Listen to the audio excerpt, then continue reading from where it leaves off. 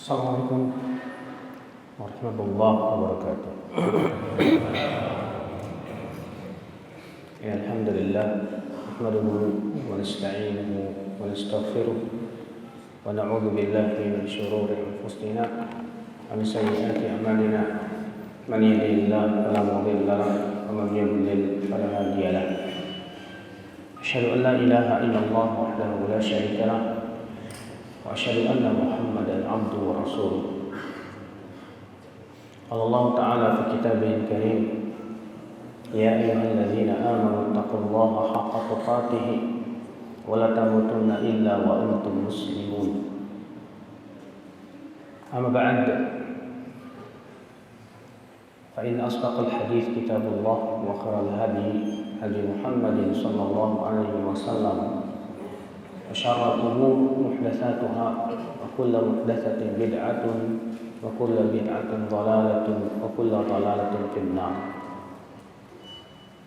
Ikhwatal iman, a'azzakumullah wa iyyakum. Alhamdulillah yang masih memberikan kepada kita keimanan dan keislaman, sehingga di pagi hari ini Allah masih memberikan kepada kita karunia ketaatan, bisa melakukan sholat subuh berjamaah. Tentu ini sebuah kenikmatan yang agung sekali, nikmat yang besar yang perlu kita syukuri. Kemudian pada pagi hari ini kajian kita adalah tentang pesan-pesan Rasulullah SAW untuk umat akhir zaman. Kita ini umat akhir zaman. Kalau Nabi SAW bersabda, bu'ithtu was-sa'atu kahatain, aku diutus oleh Allah dalam keadaan jarakku dengan hari kiamat sudah seperti ini. Itu zaman Rasul, gimana zaman kita. Maka penting sekali tentu kita untuk mengetahui apa pesan-pesan dan wasiat-wasiat Rasulullah SAW bagi kita yang hidup di akhir zaman. Ada apa dengan akhir zaman? Tentunya akhir zaman itu, Pak, itu adalah hari-hari ataupun waktu-waktu yang penuh dengan fitnah, penyimpangan, perpecahan, dan berbagai macam fenomena-fenomena yang tidak sesuai dengan syariat. Sebagaimana dalam hadis riwayat Muslim dalam sahihnya, demikian pula Imam Nasa'i dan sunannya, bahwa Nabi SAW bersabda, inna hadhihi ummah ju'ilat afiyatuha fi awwaliha wa satubtala wa akhiruha. Umatku ini dijadikan kebaikannya itu di generasi awalnya, wasatubtala akhiruha, dan nanti generasi akhirnya itu akan ditimpa bala. Umur tungkiruna, perkara-perkara yang kalian ingkari, kehancuran, kerusakan, tersebarnya maksiat, tersebarnya penyimpangan, kesesatan, perpecahan, saling menumpahkan darah, ya, dan yang lainnya. Subhanallah, fenomena-fenomena yang sebetulnya ketika seorang mukmin melihatnya, dia khawatir apabila ia mati wafat di atas su'ul khatimah. Na'udzubillah, sallallahu alaihi wasallam. Nabi SAW telah mengabarkan hal-hal yang akan terjadi di akhir zaman akan Islam. Azakumullah. Di antaranya Rasulullah SAW dalam hadisnya beliau bersabda, fa innahu man ya'ish minkum fasayara ikhtilafan katsira. Sesungguhnya orang yang hidup di antaramu nanti akan melihat perpecahan yang banyak.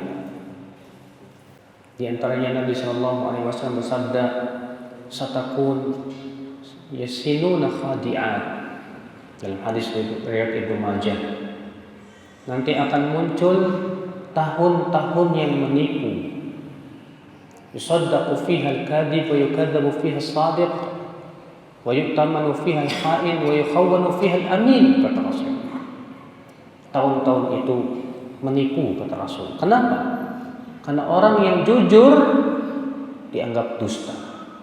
Orang yang dusta dianggap jujur.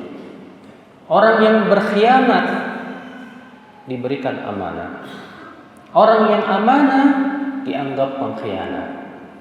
Wa tanfiqur ruwaibidah, kata Rasulullah, dan akan berbicaralah para ruwaibidah. Lalu Rasulullah ditanya, ya Rasulullah, man hum ar-ruwaibidah? Siapa ruwaibidah itu ya Rasulullah? Kata Rasulullah, at-tafih yatakallam fil umuril 'ammah. Orang bodoh tapi berani berbicara dalam perkara-perkara besar. Lihat di negeri kita ini contohnya ya akhwat Islam. Terkadang orang yang jujur susah Pak naik jabatan. Orang yang khianat, suka korupsi dan yang lainnya malah diberikan apa? Amanah, jabatan dan yang lainnya.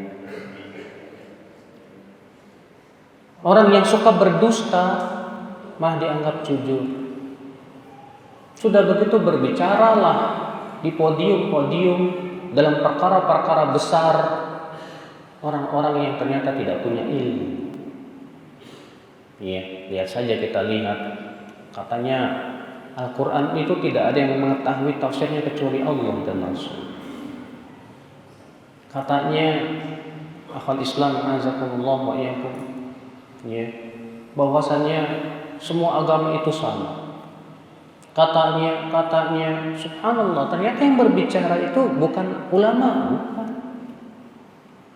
Berbicara dan berani dia berbicara tentang masalah-masalah din, masalah-masalah agama, masalah-masalah besar. Haula wala quwata illa billah. Inilah fenomena akhir zaman ya akhwat iman azakumullah wa iyyakum. Belum lagi di akhir zaman itu kebodohan merajalela. Ya, ilmu itu diangkat oleh Allah Subhanahu wa taala.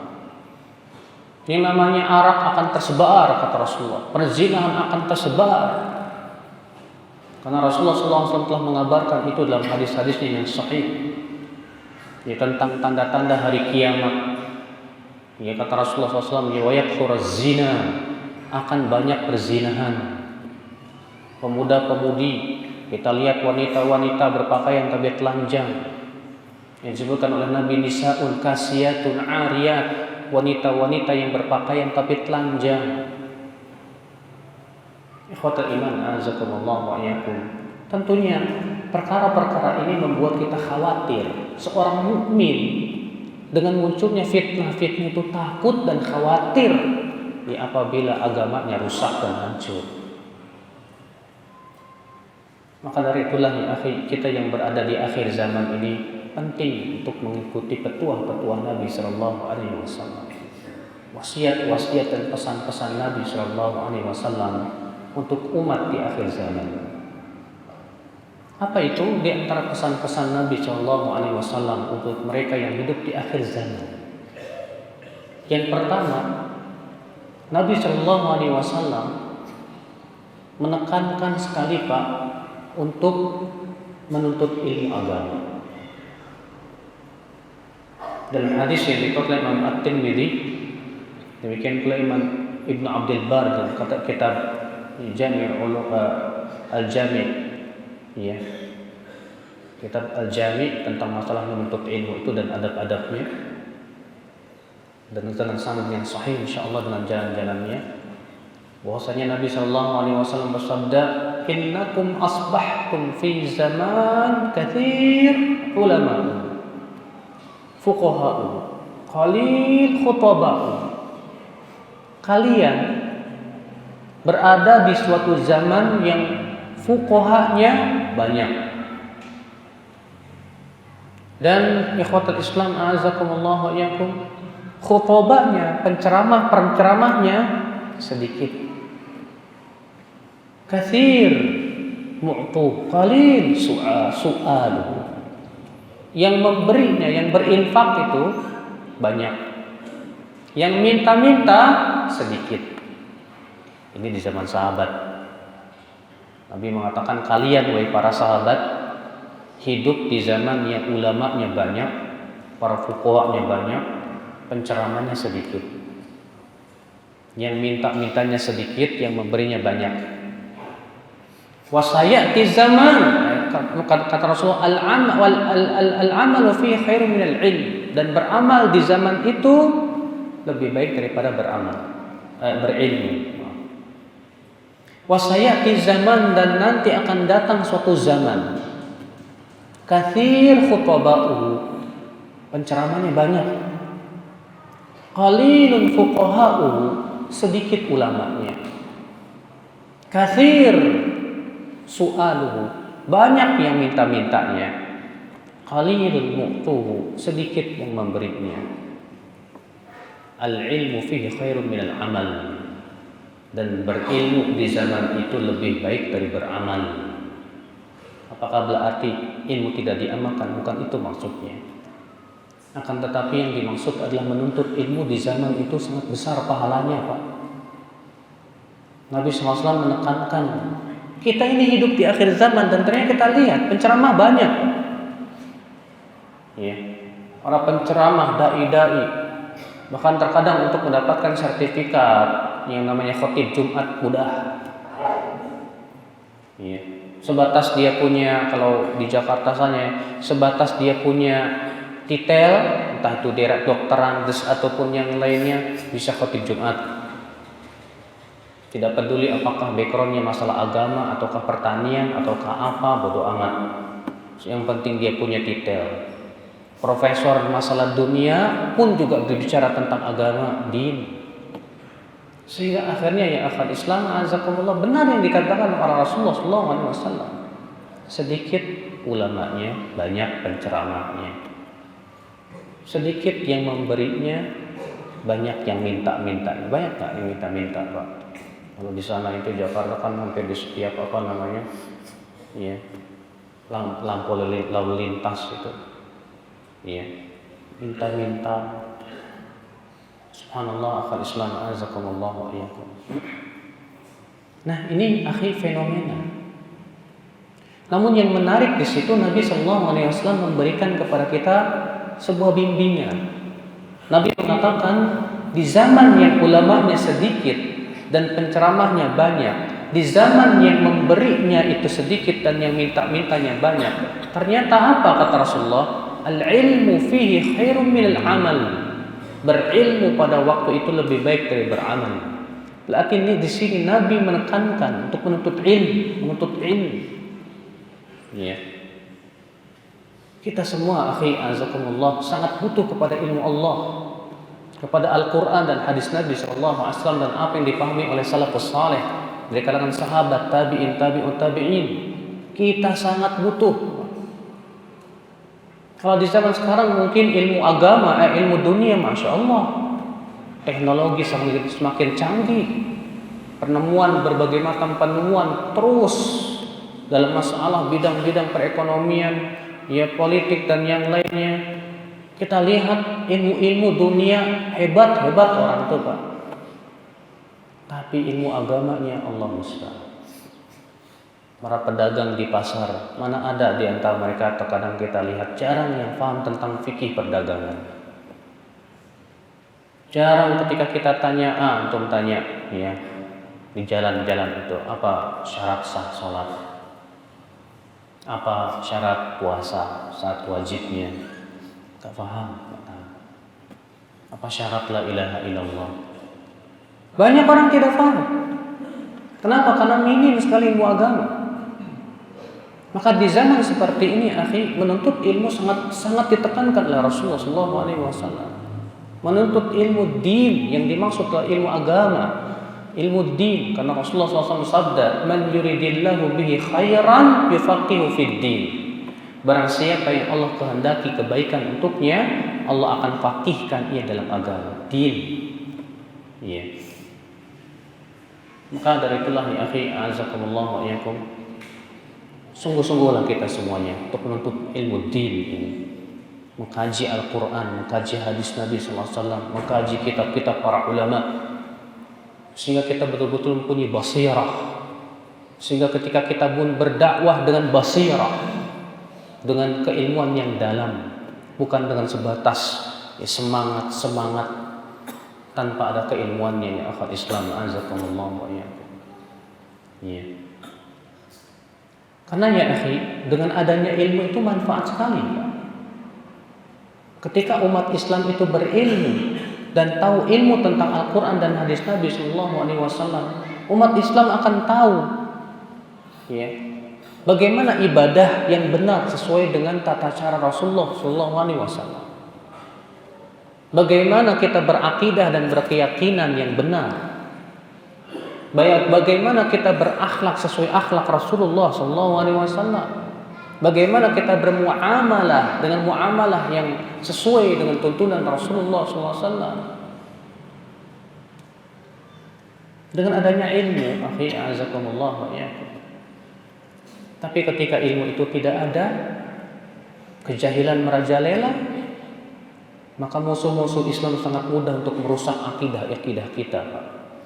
Musuh-musuh Islam sangat mudah untuk merusak ibadah kita, merusak din kita. Akhwat Islam azakumullah wa iyyakum. Makanya antum lihat di Saudi itu misionaris mental, tak berhasil. Di Saudi itu misionaris malah masuk, yang banyak yang masuk Islam. Kenapa? Ulama banyak, penuntut ilmu banyak. Ya. Mereka tidak mampu melawan keilmuan para ulama dan para penuntut ilmu di sana. Tapi ketika di negeri kita sudahlah lemah iman, lemah harta, lemah ilmu, makanya misionaris, wah, masya Allah, ya banyak orang yang masuk, yang pindah agama demi sesuap nasi. Kenapa? Karena kebodohan akhwat Islam azakumullah. Jauhnya dari din, jauhnya dari ilmu. Maka di sini penting akhi untuk terus menyebarkan ilmu, sebarkan ilmu. Dan Allah menyebutkan bahwa menyebarkan ilmu itu termasuk jihad yang besar. Allah berfirman dalam surat Al-Furqan, "Fala tuti'il kafirina wajahidhum bihi jihadan kabira." Jangan sekali-kali kamu menaati orang-orang kafir itu dan jihadi mereka dengan Al-Quran, dengan jihad yang besar. Ayat ini kata para ulama, ayat Makkiyah. Semua ulama sepakat bahwa ini ayat Makkiyah. Dan di waktu itu belum disyariatkan jihad dengan pedang dan panah dan senjata, belum. Tapi Nabi SAW diperintahkan oleh Allah dalam Al-Quran tersebut, jihadi mereka dengan Al-Quran, dengan jihad yang besar. Itu menunjukkan menyebarkan ilmu, berdakwah termasuk jihad yang besar di sisi Allah Subhanahu wa taala ya akhwat Islam azakumullah wa iyyakum. Maka dari itu akhi, ya, kita berusaha semangat menuntut ilmu. Kata Abu Darda, siapa yang mengatakan bahwa menuntut ilmu bukan jihad, fattahim fi aqlih, tuduh akalnya. Jangan-jangan ada sesuatunya itu akalnya. Ikhwatul Islam, bahkan ya, Syekhul Islam yang kedua yaitu Ibnu Qayyim rahimahullah berkata, al-jihadu bil hujjati wal burhan muqaddamun alal jihadi bis sayfi was sinan. Berjihad dengan ilmu dan hujjah lebih didahulukan daripada berjihad dengan pedang dan panah. Kenapa? Karena jihad yang pertama kali Nabi lakukan adalah jihad ilmu dulu. Baru setelah hijrah ke kota Madinah dan mempunyai syaukah, kekuatan dan daulah, baru Allah syariatkan jihad dengan pedang dan panah. Makanya ya akhwat Islam azakumullah, sekarang ini yang namanya kebodohan, kejahilan merajalela. Mari kita berjihad dengan ilmu ya akhwat Islam azakumullah. Menuntut ilmu, mengamalkan ilmu, kemudian kita menyebarkan ilmu. Al-Hafidh Ibnu Hajar Al-Asqalani rahimahullah dalam kitab Fathul Bari ketika mensyarah Kitabul Jihad dalam Sahih Al-Bukhari, beliau mengatakan apa? Beliau memberikan definisi tentang jihad dan macam-macamnya. Beliau mengatakan al-jihad huwa badlul juhd li muqatalatil adu. Jihad itu artinya mengeluarkan seluruh kemampuan kita untuk memerangi musuh. Wa huwa arba'u maratib. Dan jihad itu ada 4 martabat. Yang pertama kata beliau apa?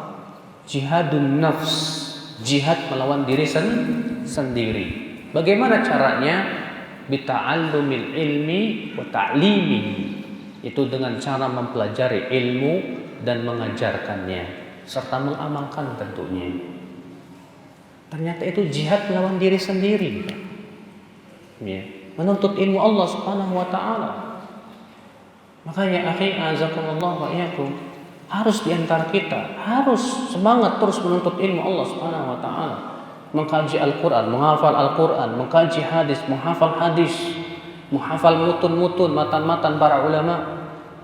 Ya, sehingga kita mempunyai keilmuan yang cukup. Dengan ilmu itu kita bisa melihat segala sesuatu dengan ilmu, bukan dengan perasaan, bukan dengan semangat, bukan dengan kemarahan, bukan.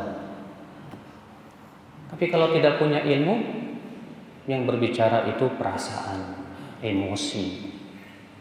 Sehingga akhirnya ya akal Islam ya semakin membenarkan klaim orang-orang barat bahwa Islam teroris. Kenapa? Karena berbicara dengan tanpa ilmu, tapi berbicara dengan semangat tanpa keilmuan. Ini penting, akhi azakumullah. Ini yang pertama, wasiat Nabi SAW untuk umat akhir zaman. Apa itu, Pak? Menuntut ilmu apa? Din, agama. Ya. Ingat. Namun ada beberapa perkara yang perlu diingat, Pak, dalam menuntut ilmu agama, Pak. Jangan sembarangan cari guru. Jangan sembarangan cari ustadz. Loh, kenapa? Sekarang saya mau tanya sama. Kalau antum belajar komputer, mau ini sama ahlinya atau sama orang yang nggak becus? Kalau ada orang kursus komputer nggak lulus, antum mau nggak belajar sama dia? Tidak mau kan? Pasti kita ingin belajar masalah dunia itu kepada ahlinya, ya kan? Kita belajar biologi kepada ahlinya, kita belajar masalah-masalah agama, masalah dunia, pengennya kepada ahlinya, apalagi din.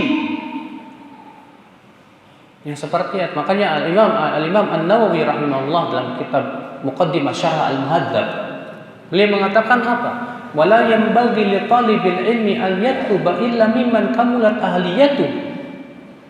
Tidak layak seorang penuntut ilmu menuntut ilmu kecuali dari orang yang telah benar-benar dalam keilmuannya, ahli di bidangnya. Penting itu ya akhi azakallah. Ya. Kita menuntut ilmu bukan kepada orang yang cuma pandai berbicara saja di podium. Kita nggak butuh orang seperti itu. Yang kita butuhkan ilmunya. Terkadang kan ceramah itu jadi entertainment, Pak. Hiburan saja. Ya, ada pernikahan, hiburan, ceramah. Ceramah jadi hiburan, bayangkan. Yang diundang pelawak, suruh berceramah, isinya ketawa ketiwi dari awal sampai akhir. Namanya juga hiburan. Bukan itu, kita tidak membutuhkan itu. Yang kita butuhkan itu ilmu. Orang yang alim, berilmu, yang memahamkan kita tentang Al-Quran dan Sunnah Nabi SAW. Dia sudah betul-betul juga mempelajari ilmu alatnya, ilmu bahasa Arab dia kuasai, usul fikihnya, kaidah tafsirnya, ilmu hadisnya. Makanya para ulama mewasiatkan kepada kita ya untuk berhati-hati dalam masalah menuntut ilmu, jangan sembarangan. Yang kedua, usahakan guru kita hendaknya yang lurus akidah dan manhajnya. Jangan yang menyimpang. Karena Al-Imam Ibnu Mubarak meriwayatkan dalam kitab Az-Zuhud ya, dengan sanad yang sahih bahwa Nabi sallallahu alaihi wasallam bersabda. Apa kata Nabi sallallahu alaihi wasallam? Inna min asyratis sa'ah an yultamasal ilmu 'indal asagir. Di antara tanda hari kiamat, ilmu itu diambil dari al-asagir. Siapa nih al-asagir? Kata Abdullah bin Mubarak, hum ahlul bidah. Mereka adalah ahlul bid'ah yang pemikiran dan agamanya menyimpang dari kebenaran. Sementara sebagian ulama mengatakan mereka adalah orang yang dangkal ilmunya walaupun usianya tua. Maka kita tidak boleh ambil ilmunya di akhir Islam. Azakumullah wa iyyakum. Abdullah bin Umar berkata, dinak innama huwa damuka wa lahmuka. Khudh 'anil ladzina istaqamu wa la ta'khudh 'anil ladzina malu. Agamamu jaga. Ia adalah darah dan dagingmu. Ambil agamamu dari orang yang lurus dan jangan kamu ambil dari orang yang menyimpang. Jangan, kata Abdullah bin Umar. Ya, Ibnu Mubarak juga berkata, inna hadzal ilma din, dan juga diriwayatkan dari Muhammad bin Sirin, inna hadzal ilma din, fanzuru amman ta'khuduna dinakum. Ilmu ini agamamu. Kamu lihatlah dari siapa kamu mengambil ilmu atau agamamu itu. Jangan sembarangan, Pak. Menuntut ilmu itu harus kepada orang yang ahli, yang lurus akidah dan manhajnya, dan yang ketiga yang baik akhlaknya, Pak. Kenapa? Karena para ulama itu, Pak, belajar kepada ulama itu bukan hanya sebatas belajar ilmunya saja, tapi belajar kepada akhlaknya, sanatnya. Disebutkan dalam hadis, dalam sebuah asar, dalam sebuah kisah bahwa majlisnya Imam Ahmad bin Hanbal itu dihadiri sekitar 12.000 orang. Setiap harinya demikian. 2/3 bukan mau menuntut ilmu, tapi hanya ingin melihat bagaimana akhlaknya Imam Ahmad bin Hanbal, sanatnya. Kalau misalnya gurunya akhlaknya gak benar, muridnya juga biasanya lebih gak benar gitu. Yang namanya buah itu kan, Pak, gak jauh dari pohonnya, Pak. Maka dari itulah ya akhal Islam azakumullah wa iyyakum, di sini penting. 3 sifat ini kita miliki. Apa kita miliki pada guru kita? Jangan sembarangan. Terkadang kan ada orang berkata seperti ini, kita menuntut ilmu dari siapa saja. Kita katakan ini kaidah dari siapa?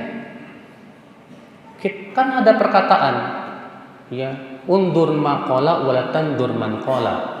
Lihat apa yang diucapkan, jangan kamu lihat siapa yang mengucapkan. Lihat apa yang diucapkan, jangan kamu lihat siapa yang mengucapkan. Kita katakan, maaf, tadi dulu. Itu dalam bab yang tersendiri. Itu dalam bab menerima nasihat. Semua orang yang memberikan nasihat kepada kita selama itu kebaikan, terima. Walaupun setan sekalipun juga. Kalau setan datang kepada bapak, kamu jangan berzina, terimalah. Siapapun dia. Tapi bab menuntut ilmu, antum bersimpuh kepada dia untuk mengkaji ilmu dan mengambil ilmunya, maka harus kepada orang yang betul-betul ahli di bidangnya, ya akal Islam azakumullah. Bedakan masalah ini dan itu. Jangan disamakan, ya akal Islam azakumullah wa iyyakum. Ikhwatul iman azakumullah wa iyyakum. Jadi ini wasiat Nabi bagi umat akhir zaman. Apa itu? Yang pertama, menuntut ilmu. Yang kedua, Pak, yang Nabi SAW tekankan untuk umat di akhir zaman, memperbanyak takarrub kepada Allah, banyak-banyak mendekatkan diri kepada Allah Subhanahu wa taala, terutama di waktu fitnah itu bergelombang. Imam Bukhari dan Muslim meriwayatkan dalam sahihnya, anna Nabi sallallahu alaihi wasallam ta'ara minal lail. Beliau bangun di waktu malam tiba-tiba. Faqal, lalu beliau bersabda, la ilaha illallah. Dalam satu riwayat, subhanallah. Mada unzilatil lailah minal fitan wa mada unzilat minal khazain. Kata Rasulullah SAW, subhanallah, fitnah apa yang Allah turunkan di malam ini, dan perbendaharaan apa yang Allah turunkan di malam ini.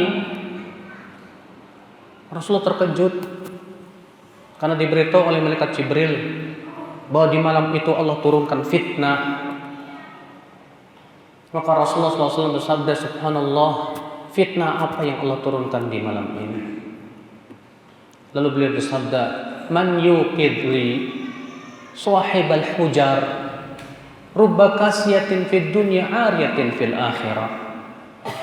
Siapakah yang mau membangunkan para pemilik kamar itu untuk sholat? Berapa banyak yang berpakaian di dunia ternyata telanjang nanti di akhirat. Al-Hafidz Ibnu Hajar Al-Asqalani rahimahullah dalam Fathul Bari ketika mensyarah hadis ini, beliau mengambil sebuah faidah penting. Apa itu kata beliau? Wa fi, dalam hadis ini menunjukkan apa? Ya, anjuran untuk banyak bertakarub kepada Allah di saat fitnah melanda. Di saat zaman fitnah, kita sangat dianjurkan banyak takarub kepada Allah, banyak mendekatkan diri kepada Allah, ya akhi, azakumullah ya. Ini penting, penting sekali. Kenapa? Karena takarubnya kita kepada Allah ini nutrisi hati kita, kekuatan jiwa kita. Menghadapi fitnah butuh kekuatan jiwa, butuh kekuatan hati. Dan kekuatan hati itu letaknya pada takarub kepada Allah Subhanahu wa taala. Semakin seorang hamba itu banyak bertakarub kepada Allah, semakin ia dekat kepada Allah, semakin Allah kokohkan hatinya, Allah kuatkan hatinya. Lihat ketika Rasulullah SAW berdakwah di kota Mekah, Pak, menghadapi rintangan yang berat sekali, Pak. Beliau di permulaan dakwah di kota Mekah, insya Allah saya tidak perlu cerita kepada antum bagaimana beratnya dakwah beliau. Tapi lihat apa yang Allah perintahkan kepada Rasulnya. Ternyata yang Allah perintahkan kepada Rasulnya untuk takarub kepada Allah, terutama di waktu malam. Allah berfirman, ya ayyuhan muzzammil qumil laila illa qalila nisfahu aw inqus minhu qalila aw zid alaihi warattilil qur'ana tartila inna sanulqi alaika qawlan thaqila inna nasyi'atal laili hiya ashaddu waqa'a wa aqwamu qila. Wahai yang berselimut, bangunlah di waktu malam kecuali sedikit, atau kurangi lagi, atau tambah lagi, dan bacalah Al-Quran dengan secara tartil.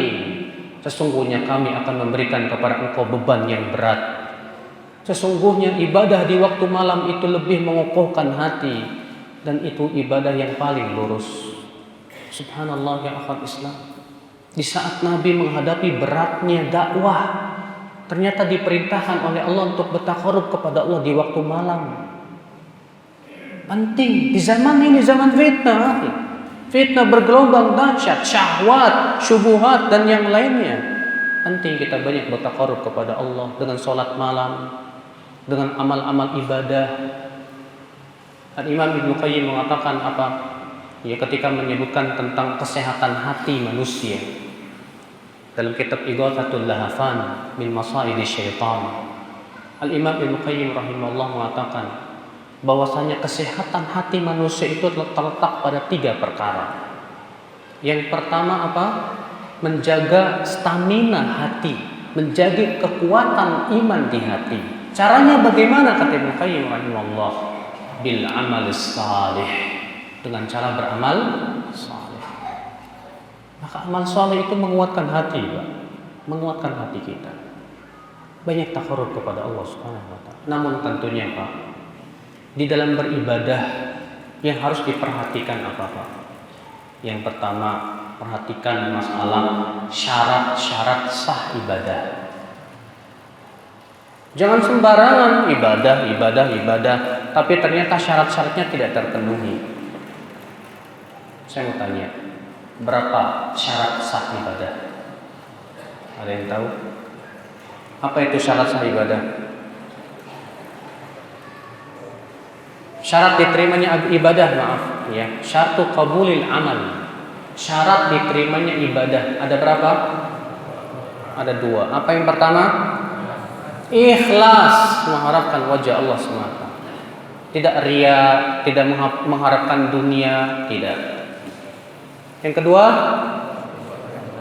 mutaba'atu Rasulillah, sesuai dengan tuntunan Rasulullah sallallahu alaihi wasallam.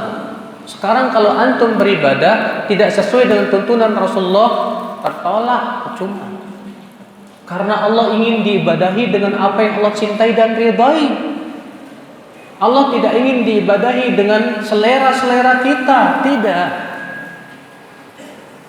Kata Rasulullah SAW, "Man 'amila 'amalan laisa 'alaihi amruna fahuwa raddun." Barang siapa yang mengamalkan suatu amalan yang tidak ada di atasnya perintah kami, maka amalan tersebut apa? Tertolak. Maka perhatikan, Pak, dalam beramal soleh, perhatikan dua syarat diterimanya amal ini. Al-Imam Ibnu Katsir dalam tafsirnya ketika menafsirkan surat Al-Kahfi ayat 110, "Faman kana yarju liqa'a rabbih falyamal 'amalan shalihan wa la yusyrik bi ibadati rabbih ahada." Barang siapa yang mengharapkan pertemuan dengan Rabb-Nya, maka hendaklah ia beramal saleh dan tidak mempersekutukan Allah sedikit pun juga. Beliau mengatakan apa? Hadhil ayat dallat ala syartai qabulil amal. Ayat ini menunjukkan kepada dua syarat diterimanya amal. Apa itu? Ikhlas dan mutaba'ah. Karena Allah mengatakan, "Faman kana yarju liqa'a rabbih falyamal 'amalan shalihan." Siapa yang berharap bertemu dengan Rabb-Nya, hendaklah ia beramal saleh. Sedangkan disebut amal yang saleh apabila sesuai dengan tuntunan Rasulullah SAW. Adapun kalau amalan itu tidak sesuai dengan tuntunan Rasul, tidak disebut amalan saleh. Lalu Allah berfirman, "Wala yusyrik bi ibadati rabbi ahada." Dan janganlah ia mempersekutukan Allah. Ini menunjukkan kepada syarat ikhlas. Iya. Ikhwatal iman, azakumullah wa iyyakum. Fudail bin Iyad ketika menafsirkan firman Allah Subhanahu wa taala, "Liyabluwakum ayyukum ahsanu amala." Agar Allah menguji kamu, siapa yang paling baik amalmu. Beliau mengatakan apa? Ahsanu amala, yang paling baik amalnya itu siapa? Ai akhlasuhu wa aswabuhu. Yaitu yang paling ikhlas dan yang paling benar. Apa itu yang paling ikhlas kata beliau? Ya, yaitu yang betul-betul mengharapkan wajah Allah semata. Aswabuhu artinya apa? Maka muwafiqan li sunnati Rasulillah sallallahu alaihi wasallam, yang sesuai dengan tuntunan sunnah Rasulullah sallallahu alaihi wasallam. Nah ini akhi azakumullah. Ya, ketika kita beribadah itu penting untuk memperhatikan dua syarat diterimanya amal ini, akhi azakumullah. Ya. Dan sebetulnya ada perkara-perkara yang hendaknya diperhatikan dalam masalah ibadah, akan tetapi karena waktunya tidak mungkin kita bahas, ya, kita tidak akan membahas itu. Kemudian perkara yang ketiga yang Nabi Shallallahu Alaihi Wasallam tekankan bagi umat di akhir zaman, ya, pesan-pesan Nabi Shallallahu Alaihi Wasallam untuk umat di akhir zaman diantaranya apa Pak? Sebuah hadis yang dikeluarkan oleh Imam Abu Daud dari hadis Abdullah bin Amr bin Al-As. Dari hadis siapa? Abdullah bin Amr bin Al-As. Wa Nabi sallallahu alaihi wasallam bersabda kepada beliau, "Kaifa bika ya Abdullah idza kunta fi huthalatin minan nas?" Bagaimana sikap kamu wahai Abdullah apabila kamu berada di sebuah masyarakat yang telah rusak akidahnya, akhlaknya, bejat moralnya. Lihat Nabi Sallallahu Alaihi Wasallam mengatakan kepada Abdullah bin Amr bin As, bagaimana sikapmu hai Abdullah Jika kamu berada di sebuah masyarakat yang telah rusak. Apa kata Abdullah bin Umar, Abdullah bin Amr bin As? "Famadza ta'muruni ya Rasulullah?" Apa yang kau perintahkan kepadaku ya Rasulullah? Di saat aku berada di sebuah masyarakat yang telah rusak seperti itu. Apa kata Rasulullah SAW? "Ilzam baitak wa khudh ma ta'rif wa da' ma tunkir wa 'alaika bi khassati nafsik wa da'anka amral awam." Kata Rasulullah SAW, banyak-banyaklah tinggal di rumahmu. Ambil yang kamu lihat itu ma'ruf, dan tinggalkan yang kamu lihat itu mungkar. Dan hendaklah kamu lebih memperhatikan dirimu, dan tinggalkan urusan orang-orang tersebut. Beliau mengatakan, banyak-banyaklah tinggal di rumah. Kenapa, Pak? Karena Rasulullah menggambarkan di sini di sebuah masyarakat yang sudah rusak. Rusak akhlaknya, akidahnya, ibadahnya, bejat moralnya, hancur sudah. Kata beliau, banyak-banyak tinggal di rumah. Karena apa? Kalau kita bergaul malah terbawa. Tapi beda kalau kita bisa bergaul, kemudian kita bisa mendakwahi, bisa mewarnai, tentu yang seperti ini lebih baik.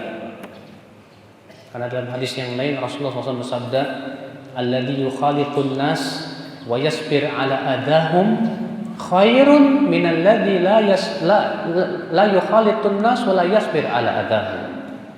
Orang yang bergaul dengan manusia dan ia sabar menghadapi gangguan mereka, itu lebih baik daripada orang yang tidak bergaul dengan manusia dan tidak sabar dengan gangguan mereka. Subhanallah ya akhwal Islam, azakumullah. Kemudian Nabi mengatakan apa? Khudh ma ta'rif, ambil yang kamu lihat itu ma'ruf, tinggalkan yang kamu lihat itu mungkar. Kemudian Nabi bersabda, wa 'alaika bi khassati nafsik, hendaklah kamu lebih memperhatikan dirimu. Kata Syekh Abdul Muhsin Al-Abbad ketika mensyarah hadis ini, maksudnya yaitu 'alaika bi uyubi nafsik, hendaknya kamu lebih memperhatikan dosa-dosa sendiri, kesalahan-kesalahan sendiri, banyak-banyak introspeksi diri, banyak-banyak kita mengingat dosa sendiri. Dan kamu tinggalkan dosa orang lain, aib orang lain, gak usah kita mikirin aib orang. Ya akhi, azakumullah wa iyyakum. Subhanallah. Ternyata di zaman yang penuh dengan fitnah seperti itu, Pak, penyimpangan-penyimpangan, kita malah disuruh Rasulullah SAW hendaknya kita lebih banyak memikirkan aib kita sendiri, kesalahan kita sendiri. Kita terkadang, Masya Allah, melihat aib orang lain pintar, Pak. Mudah bagi kita terkadang bisa dan sangat mudah. Kalau istilah dalam peribahasa, semut di seberang sungai kelihatan, gajah di depan mata nggak kelihatan. Iya. Artinya kesalahan orang sekecil apapun kita bisa lihat, tapi aib diri sendiri kita tidak bisa lihat. Wallah, ini musibah yang besar ya akal Islam. Azakumullah ya. Ternyata Nabi SAW memberikan bimbingan, tuntunan bagi mereka yang hidup di akhir zaman, Pak. Untuk apa? Lebih memperhatikan aib diri kita sendiri, dosa-dosa kita sendiri, kesalahan kita sendiri. Jangan disibukkan memikirkan aib orang lain ya akal Islam. Azakumullah. Tahu tidak, Pak? Orang yang sibuk memperhatikan aib orang lain, pasti yang pertama dia akan jatuh kepada merasa dirinya lebih baik. Iya, pasti itu. Makanya kan Allah mengatakan dalam surat Al-Hujurat itu, ya ayyuhalladzina amanu la yaskhar qaumun min qaumin asa ay yakunu khairan minhum. Hai orang-orang yang beriman, janganlah sebagian kaum memperolok kaum yang lain. Bisa jadi yang diperolok lebih baik daripada yang memperolok. Perhatikan kata-kata, bisa jadi yang diperolok lebih baik daripada yang memperolok. Ini isyarat dari Allah, lembut sekali. bahwasanya orang yang suka memperolok ya orang lain itu karena ada nilai merasa diri lebih baik, Pak. Makanya Allah mengatakan bisa jadi yang diperolok lebih baik daripada yang memperolok. Makanya akhi azakumullah, orang yang selalu mencari-cari dan mengingat aib orang lain pasti dia akan menganggap remeh dia. Sementara Nabi SAW bersabda apa? Bihasbi mri'in minasyarr an yahqira akhahul muslim. Cukuplah bagi seseorang itu keburukan di saat ia menganggap remeh seorang muslim. Ketika ia menganggap remeh seorang muslim, justru dia lebih buruk di sisi Allah Subhanahu wa taala. Hadis itu sahih dari Muslim dalam sahihnya, ya akal Islam azakumullah wa iyyakum. Orang yang selalu mengingat keburukan dan aib orang lain, Pak, pasti dijadikan dia lupa kepada kesalahan diri sendiri. Akhirnya setan pun menghiasi bahwa dia telah sampai kepada derajat tinggi. Muncul ujub di hati. Bahaya sekali ya akal Islam azakumullah wa iyyakum. Makanya kita ini Pak harus banyak introspeksi diri, harus banyak mengingat kesalahan diri, aib diri kita sendiri. Itu petuah Nabi SAW di saat ya kita hidup yang di zaman yang penuh fitnah ya akal Islam azakumullah. Ini yang ketiga Pak. Kemudian yang keempat, petuah Nabi SAW bagi umat di akhir zaman seperti apa? Yang keempat, Nabi SAW bersabda, فَإِنَّهُ مَنْ يَعِشْ مِنْكُمْ فَسَيَرَى اخْتِلَافًا كَثِيرًا فَعَلَيْكُمْ بِسُنَّتِي وَسُنَّةِ الْخُلَفَاءِ الرَّاشِدِينَ الْمَهْدِيِّينَ عَضُّوا عَلَيْهَا بِالنَّوَاجِذِ وَإِيَّاكُمْ وَمُحْدَثَاتِ الْأُمُورِ فَإِنَّ كُلَّ بِدْعَةٍ ضَلَالَةٍ. Kata Rasulullah SAW apa? Sesungguhnya orang yang hidup di antara kalian nanti akan melihat perpecahan yang banyak. Orang yang hidup di antara kalian nanti akan melihat perpecahan yang banyak. Tapi ternyata Nabi tidak diam. Nabi memberikan solusi. Di saat perpecahan yang dahsyat seperti itu, Pak, apa yang harus dilakukan?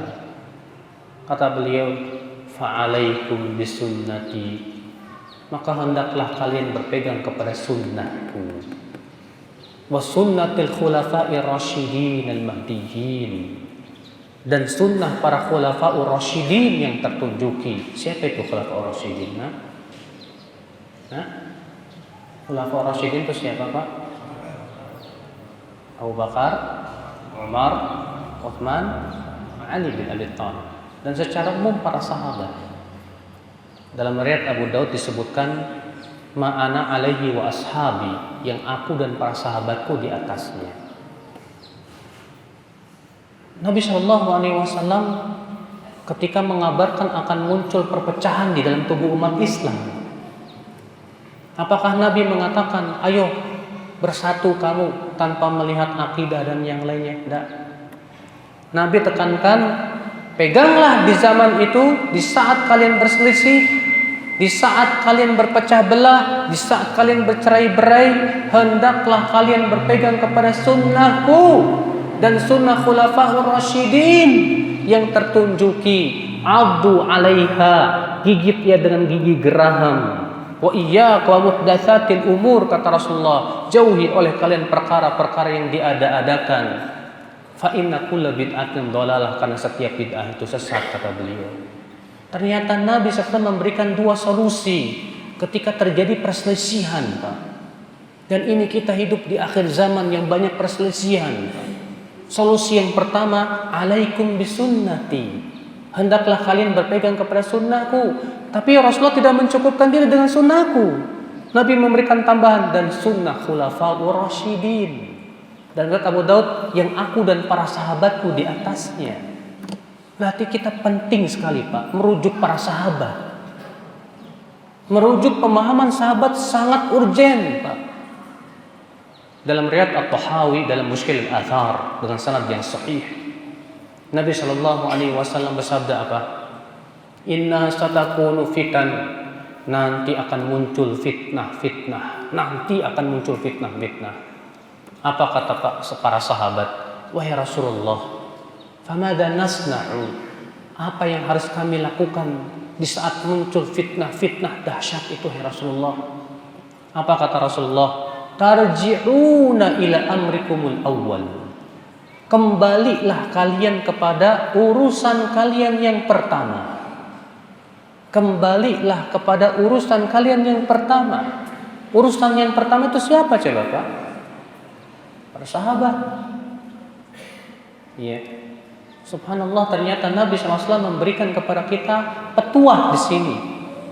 Di saat zaman fitnah yang dahsyat dan Nabi mengabarkan akan muncul fitnah, ternyata Nabi mengatakan, kembalilah kepada urusan kalian yang pertama, yaitu generasi sahabat yang merupakan generasi yang paling terbaik, generasi yang dipuji oleh Allah dan Rasulnya. Kembalikan itu Pak, pemahaman-pemahaman yang ada itu. Jadikan para sahabat sebagai parameter dalam memahami Al-Quran dan hadis Nabi Sallallahu Alaihi Wasallam. Jadikan mereka ya akhwat Islam rujukan ya di dalam masalah-masalah yang diperselisihkan, supaya kita terbimbing jalan kita. Oleh karena itu Imam Al-Barbahari dalam kitab Syarh Sunnah berkata apa? Ya, idza fangdur rahimakallah, idza sami'ta ya rajulan yatakallam fi dinik atau kama qala. Kata beliau, lihat oleh kamu, perhatikan. Kalau kamu mendengar ada orang berbicara dalam agama, ya. Kalau kamu mendengar ada orang yang berbicara dalam masalah agama di zaman kamu, la ta'jalan. Kamu jangan tergesa-gesa untuk menerima atau menolak. Jangan dulu tergesa-gesa. Hatta tandura fi, sampai kamu periksa. Hal takallama fi ahadun minas sahabah atau ahadun minal ulama? Apakah ada sahabat yang telah mendahului pendapatnya itu, atau seorang ulama atau tidak? Penting ini. Beliau memberikan sebuah patokan yang luar biasa. Imam Al-Barbahari ini wafat pada tahun 327 Hijriah. Berarti abad berapa tuh? 327 Hijriah itu abad berapa Pak? Abad 4. Sekarang abad keberapa Pak? 14. Berarti berapa abad yang lalu tuh? Ya, 10 abad yang lalu. Beliau sudah memberikan bimbingan. Beliau berkata, lihatlah setiap orang yang kamu dengar ucapannya dalam masalah agama di zamanmu itu. Jangan tergesa-gesa. Maksudnya apa? Jangan tergesa-gesa untuk menerima, tapi juga jangan tergesa-gesa untuk menolak. Sampai kamu periksa dulu, lihat, kata beliau. Ada tidak para sahabat yang mendahului pendapat dia atau seorang ulama terdahulu? Ini penting. Ikhwatul Islam, azakumullah ya. Maka dari itu, ya, petuah Nabi SAW bagi kita yang hidup di akhir zaman merujuk pemahaman sahabat. Jadikan sahabat sebagai apa? Parameter dalam memahami Al-Quran dan hadis Nabi Sallallahu Alaihi Wasallam. Anda, kita semua, sepintar apapun ilmunya, nggak sampai ilmunya sahabat. Antum tahu Imam Syafi'i? Pernah dengar Imam Syafi'i? Masyarakat Indonesia ini sangat fanatik dengan mazhab Syafi'i ini Pak. Mungkin di Aceh juga banyak yang fanatik dengan mazhab Syafi'i. Coba lihat Imam Syafi'i bagaimana pujian beliau terhadap para sahabat Pak. Beliau mengatakan apa? Sebagaimana dalam riwayat Rabi' bin Sulaiman dari Imam Syafi'i rahimahullah. Wahum fauqana, para sahabat itu di atas kita. Kita di sini maksudnya beliau, bukan kita ini, bukan. Ya. Wahum fauqana, mereka para sahabat di atas kita. Fi kulli ilmin, dalam setiap ilmu. Ya, wa aqlin, akal. Wajtihadin, ijtihad, wa wara'in, wara', wastimbatin, istimbat, wastidrakin, istidrak.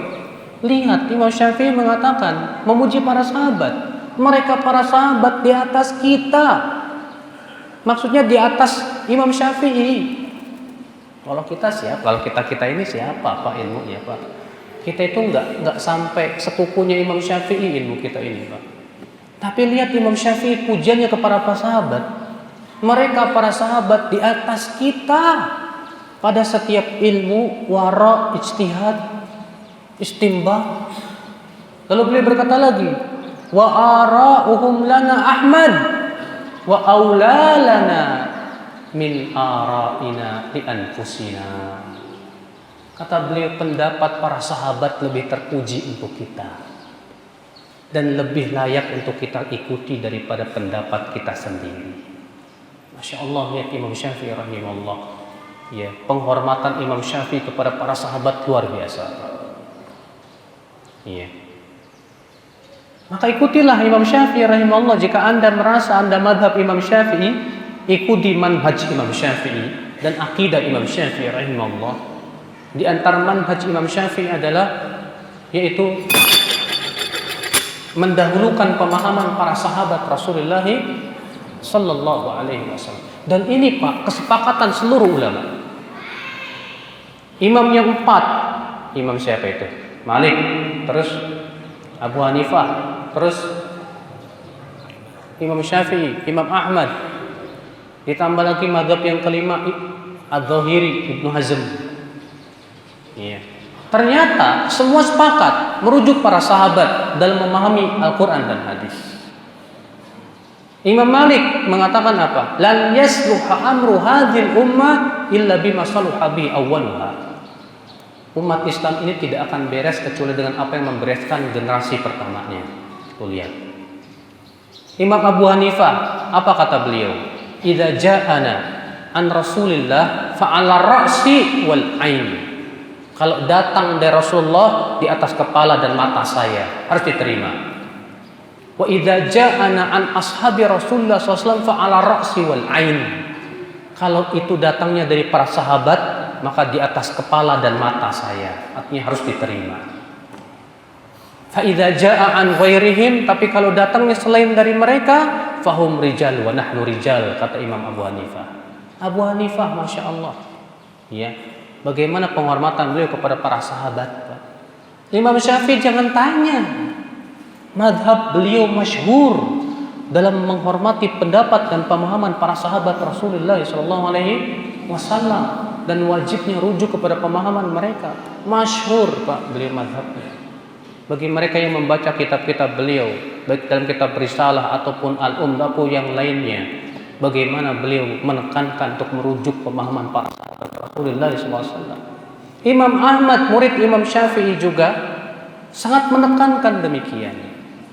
Imam Ahmad berkata dalam kitab Aslus Sunnah, ya, min usulis sunnati, ya, indana at-tamassuk bima kana alaihi ashabu Rasulillah sallallahu alaihi wasallam. Di antara pokok-pokok sunnah di sisi kami adalah berpegang kepada apa yang dipahami oleh para sahabat Rasulullah sallallahu alaihi wasallam. Subhanallah. Bahkan Imam Ibnu Hazm Adz-Dzahiri dalam kitab beliau yang berbicara tentang usul fikih itu Al-Ihkam, beliau memberikan pasal khusus tentang wajibnya rujuk kepada pemahaman para sahabat Rasulullah sallallahu alaihi wasallam. Maka dari itu, akhi, ya, kita umat akhir zaman ini yang banyak berselisih ini, ternyata Nabi SAW membimbing kepada kita apa? Kembalilah kepada sunnah Rasul dan sunnah para sahabat. Jadikan itu, Pak. Iya. Lalu bagaimana kita merujuk pemahaman sahabat, Pak? Rujuklah dengan cara menggali kitab-kitab para ulama terdahulu. Bapak bisa buka kitab para ulama seperti kitab, ya, Imam Ahmad dalam kitab Aslus Sunnah, dan anaknya Imam Ahmad dalam kitab beliau, ya, As-Sunnah. Ibnu Battah juga menulis kitab As-Sunnah.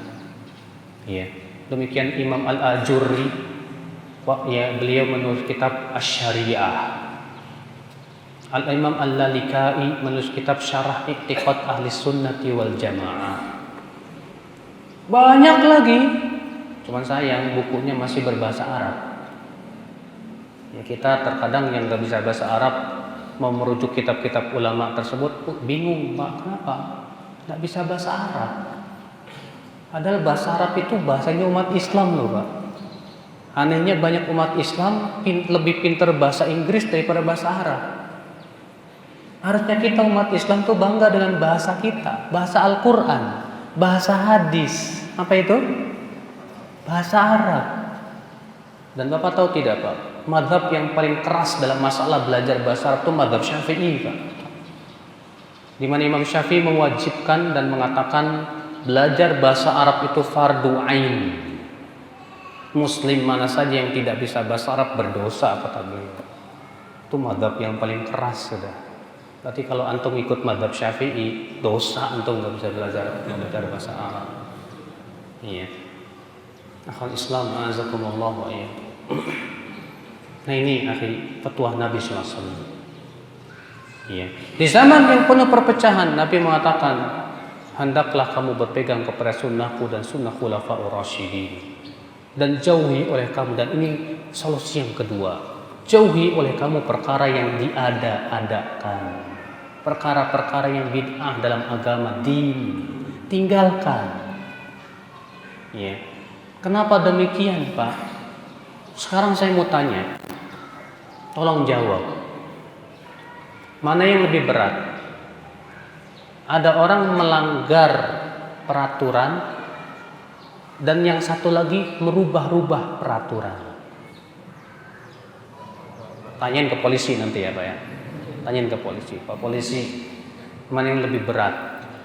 Orang yang merubah-rubah peraturan dengan orang yang melanggar aturan. Mana yang lebih berat? Tentu yang merubah-rubah aturan lebih berat, Pak, daripada yang melanggar. Kalau ada orang pas lampu merah, stop sama polisi. Kenapa kamu lewat? Saya punya aturan sendiri, Pak. Aturan saya kalau merah saya maju, kalau hijau saya berhenti. Waduh, ini orang kok merubah-rubah aturan, seenaknya kamu. Ya. Saya yakin semua orang sepakat, yang merubah aturan lebih berat daripada yang melanggar peraturan. Orang yang berbuat bid'ah itu merubah aturan. Dia merubah-rubah aturan agama, din. Maka dari itunya akhwat Islam, azakumullah, agama kita sudah sempurna tidak? Sempurna. Allah mengatakan inna dina indallahi Islam. Al-yawma akmaltu lakum dinakum. Pada hari ini aku telah sempurnakan untukmu apa? Agamamu. Sempurna? Sempurna. Nabi sudah menjelaskan enggak semua kebaikan? Semua kebaikan sudah dijelaskan oleh Nabi? Ya. Nabi SAW bersabda, "Ma baqiya syai'un yuqarribukum ilal jannah wa yubaidukum minan nar illa waqad buyyina lakum." Ya. Tidak tersisa sedikit pun perkara yang mendekatkan kalian ke surga dan menjauhkan dari api neraka kecuali sudah dijelaskan kepada kamu, sudah dijelaskan. Kewajiban kita apa? Ittiba, ikut saja aturan-aturan Nabi itu dalam ibadah, dalam akidah. Ya.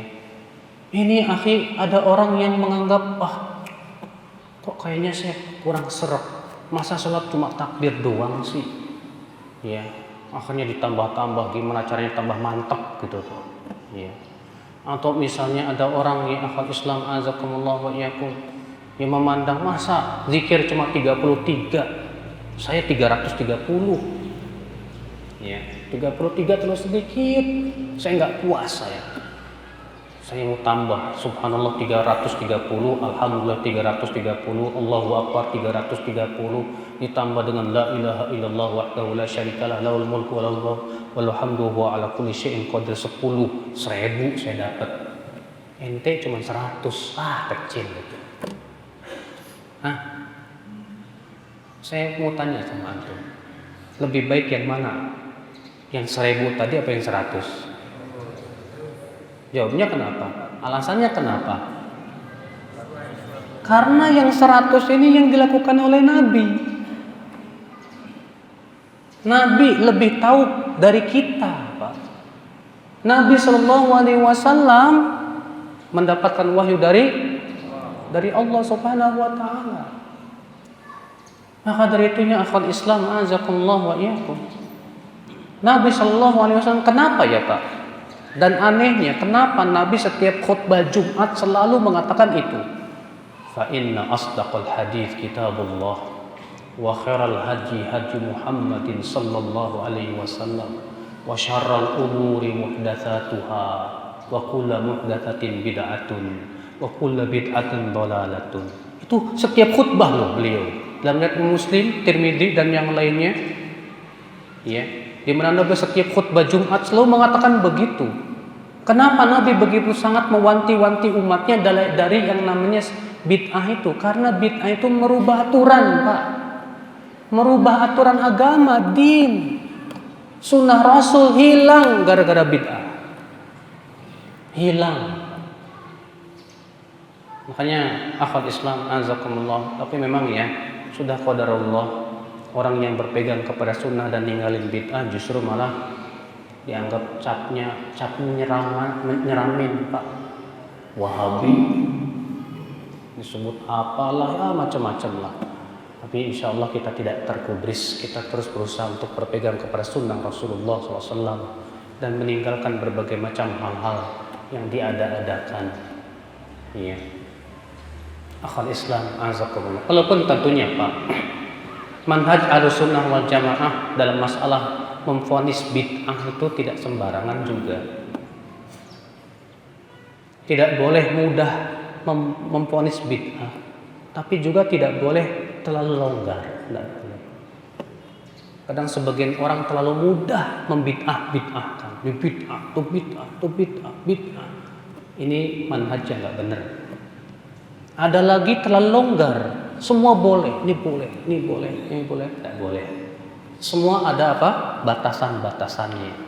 Iya, ada ilmunya tersendiri. Yang boleh menghukum itu bid'ah pun bukan penuntut ilmu.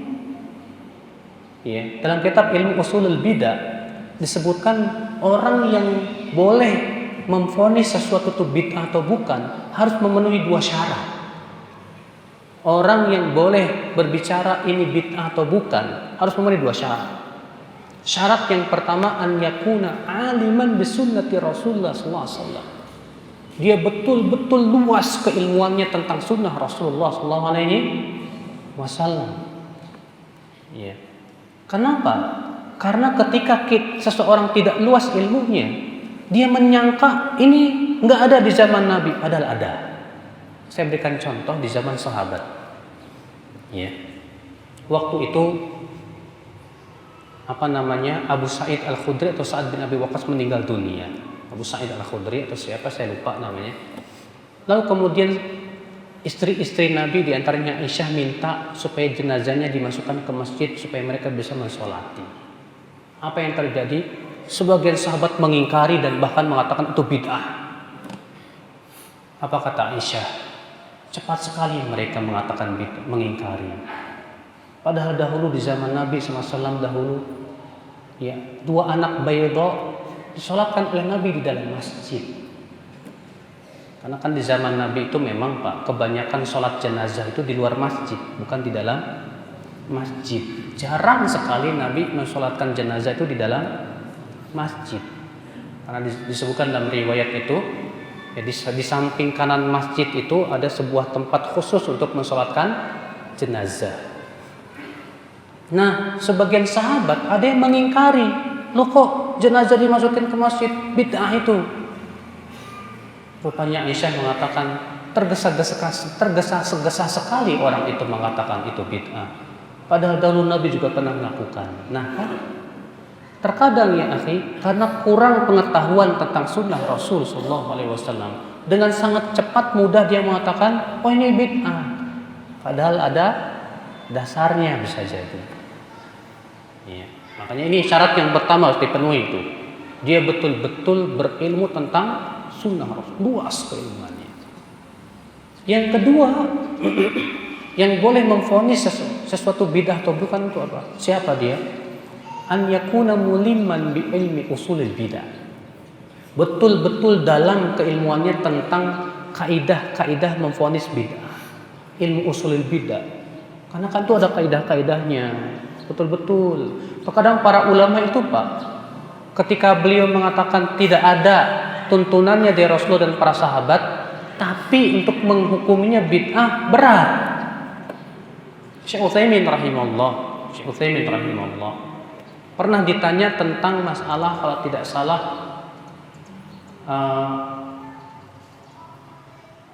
berkorban untuk mayat. Beliau mengatakan berkorban untuk mayat atau akikah ya, saya lupa. Beliau mengatakan saya belum menemukan itu tuntunan dari Rasulullah para sahabat. Akan tetapi untuk menghukumi itu bid'ah berat. Waroknya para ulama, Pak. Warok sekali. Untuk menghukumi itu bid'ah berat bagi saya. Begitu seharusnya ulama. Beda dengan juhala kan. Orang para penuntut ilmu yang lagi semangat dikit-dikit bid'ah. Nah dulu ulama aja begitu sangat hati-hati Pak.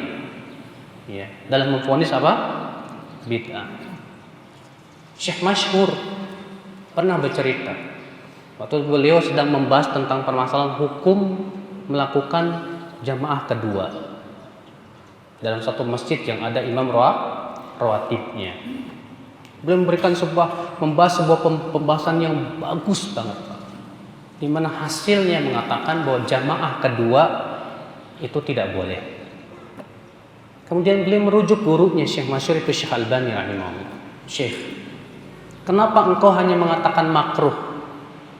Padahal ya sabata bil istiqra, setelah dilihat dalil-dalil dan yang lainnya, ya sebetulnya yang kuat seharusnya haram, Syekh.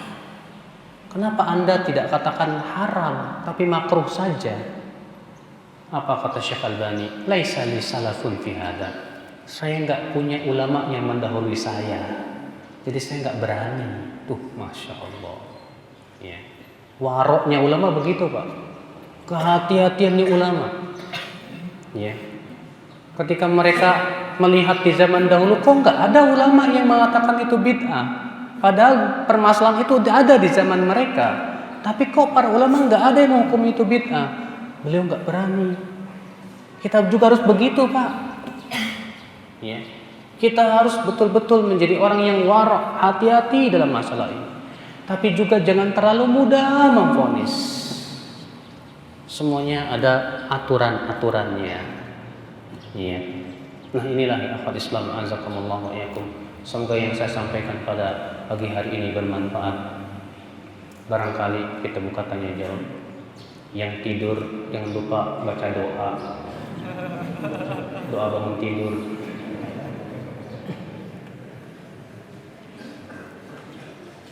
Ada yang mau nanya enggak? Iya, banyak. Satu, Abu Khalid dulu.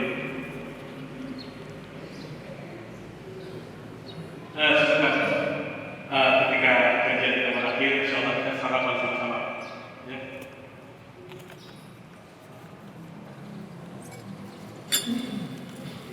Assalamualaikum warahmatullahi wabarakatuh. Assalamualaikum warahmatullahi wabarakatuh. Sedikit saja Ustaz, menyangkut dengan pemahaman Ahlussunnah wal Jamaah. Karena semua mengaku dirinya Ahlussunnah wal Jamaah, tapi dalam pemahamannya berbeda-beda Ustaz.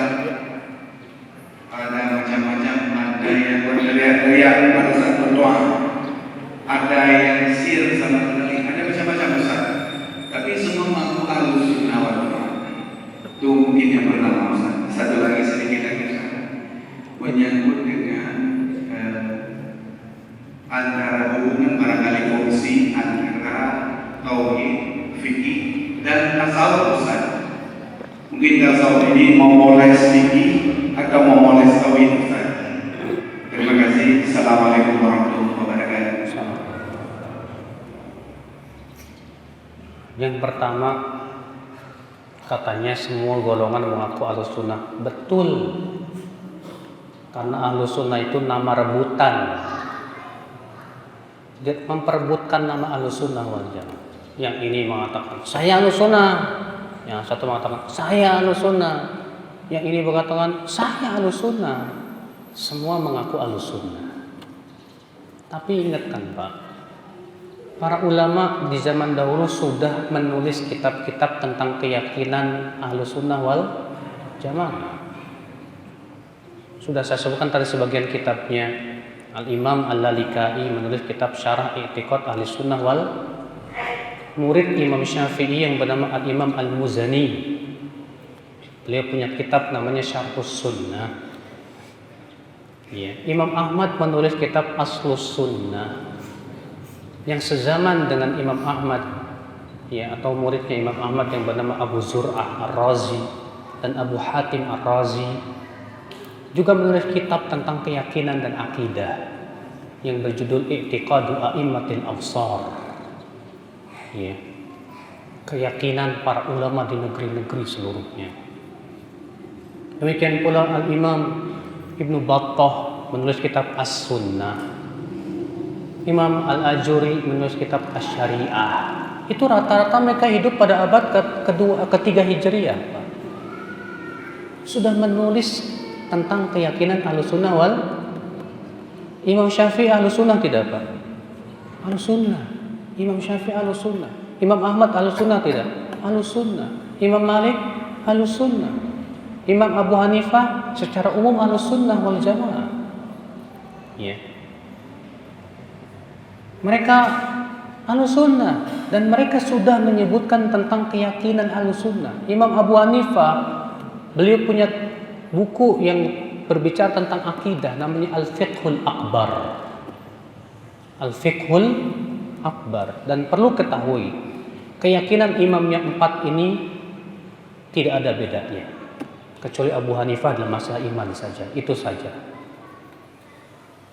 Mereka semua satu ya, sama dalam masalah akidah, tidak ada bedanya. Maka dari itu yang akan Islam azakumullah wa iyyakum.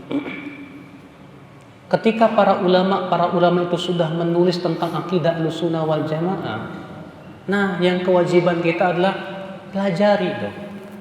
Ahlussunnah itu bukan hanya sebatas klaim. Anda mengklaim saya Ahlussunnah, tak dulu. Semua orang bisa mengklaim. Tapi kan belum tentu keyakinannya sama dengan keyakinan para ulama Ahlussunnah wal Jamaah. Kalau Anda mengklaim, saya Ahlussunnah wal Jamaah, tapi kok keyakinan Anda enggak sesuai dengan keyakinan Imam Syafi'i rahimahullah? Tidak sesuai dengan keyakinan Imam Ahmad, Imam Abu Hanifah dan ulama sebelumnya juga, para sahabat. Kok aneh, nggak sesuai? Gimana itu? Kalau Anda berkata, oh mereka bukan Ahlussunnah wal Jamaah, ajib. Ya. Ini ajib, Pak. Kalau sampai berani mengatakan imam yang 4 bukan Ahlussunnah wal Jamaah, berarti sama saja mengatakan imam yang 4 akidahnya sesat semuanya. Ya. Dan ini jelas menyelisih ijma' kaum muslimin. Akhwal Islam azakumullah. Maka siapapun yang mengklaim bahwa dirinya Ahlussunnah wal Jamaah, kita lihat sesuai tidak dengan keyakinan para ulama Ahlussunnah wal Jamaah. Bahkan Imam Al-Barbahari dalam kitab Syarhus Sunnah, sudah saya sebutkan tadi, Imam Barbahari itu wafat pada tahun 327 Hijriah. Ada yang mengatakan 229 Hijriah. Beliau mengatakan Ahlussunnah wal Jamaah itu adalah para sahabat justru. Beliau mengatakan wal asas alladzi tubna alaihil jamaah hum ashabu Rasulillah sallallahu alaihi wasallam wa hum Ahlussunnati wal Jamaah. Asas yang dibangun di atasnya al-jamaah adalah para sahabat Rasulullah, adalah para sahabat Rasulullah sallallahu alaihi wasallam, dan merekalah Ahlussunnah wal Jamaah. Ternyata beliau mengatakan Ahlussunnah wal Jamaah itu para sahabat. Nah, siapapun Anda yang mengaku dirinya Ahlussunnah, kita harus lihat sesuai enggak dengan keyakinan para sahabat. Kalau tidak sesuai, maaf, Anda cuma mengklaim saja. Anda sebatas mengaku saja. Sebab Ahlussunnah itu bukan pengakuan saja, Pak. Pengaku Ahlussunnah itu bukan sebatas nama saja, bukan. Tapi Ahlussunnah itu akidah, ibadah, manhaj, muamalah, semua din. Ikhwatul Islam, azakumullah. Iya. Nah ini, tinggal gali aja, tinggal bandingkan. Makanya saya tadi tekankan, kenapa Rasulullah SAW juga menekankan, Pak, di saat terjadi perselisihan, ternyata Rasulullah menyuruh kita merujuk Rasulullah dan para sahabat. Karena para sahabat itulah Ahlussunnah wal Jamaah, Pak. Mereka yang paling lurus dinnya. Ya. Jadikan parameter. Makanya Hudzaifah ibn Yaman berkata apa? Kata Hudzaifah, "Kullu ibadatin lam yata'abbadha ashabu Rasulullah SAW fala tata'abbaduha." Setiap ibadah yang tidak pernah dilakukan oleh para sahabat, jangan kalian ikuti. Ini perkataan Hudzaifah ibn Yaman. Setiap ibadah yang tidak dilakukan oleh para sahabat, jangan diikuti. Subhanallah, ikhwatul Islam, azakumullah. Iya. Pertanyaan yang kedua tentang masalah tadi apa ya? Tasawuf. Apa itu? Ilmu tauhid, fikih dan tasawuf. Apa hubungannya? Tauhid dari kata wahada yuwahidu tauhidan, ja'alahu wahidan. Itu menjadikannya satu. Maksudnya apa?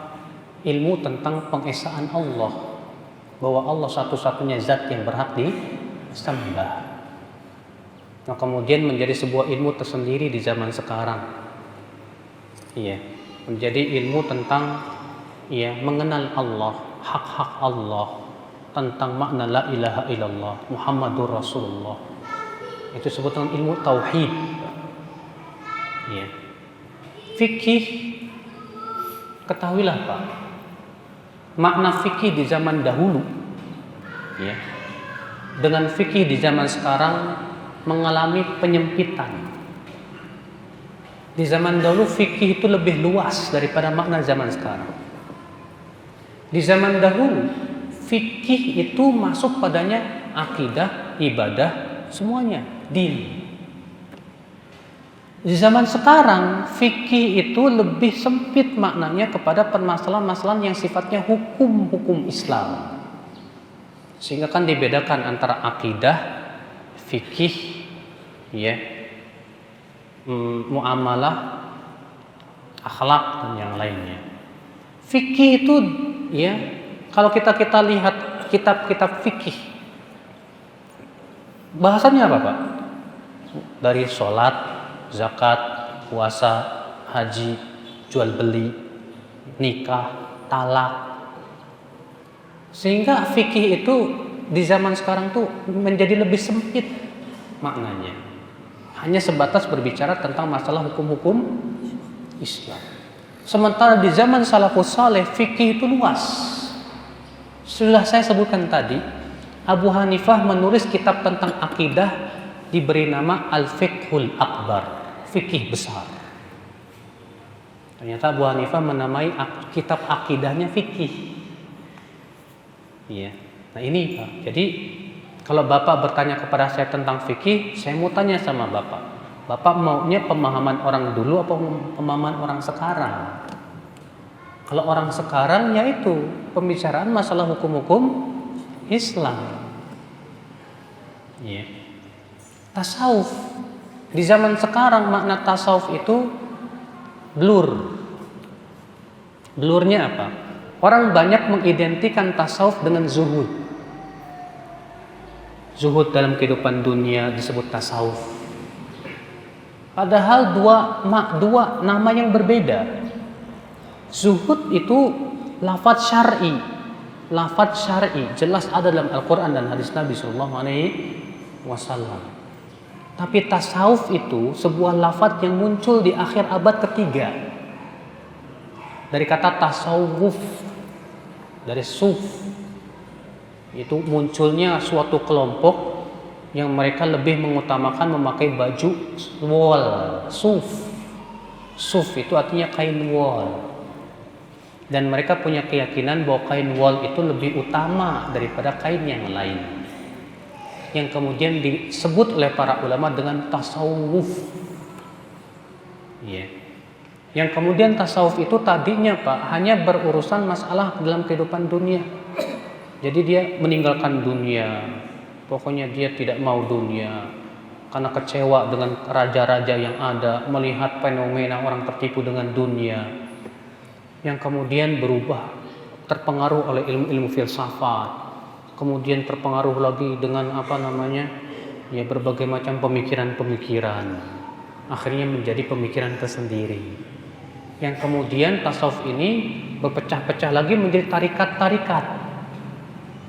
Ya, ada Naqsyabandiyah, ada Tijaniyah, ada banyak lagi, Pak. Ya, itu semua sama dalam koridor tasawuf. Kalau Bapak ingin baca tentang sejarah tasawuf secara lengkap, silahkan beli buku yang berjudul Sejarah Hitam Tasawuf yang ditulis oleh Dr. Fadl Ilahi Thohir. Beliau merujuk langsung dari kitab-kitab tasawufnya langsung, Pak. Nah, Bapak baca buku itu, beliau akan buka kepada Bapak dan cakrawala Bapak, pemahaman Bapak, bagaimana tasawuf. Kalau saya bicara di sini tuh panjang, Pak, susah. Ya, Allah. Ada satu lagi di situ tadi.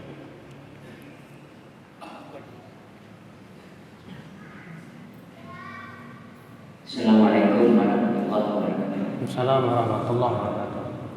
Pertanyaan Ustaz, hadis diterangkan tentang taubatnya seorang wanita berzina yang berakhir dia datang kepada Nabi, lantas disuruh kembali sampai dia akhirnya Dirajam. setelah anaknya selesai.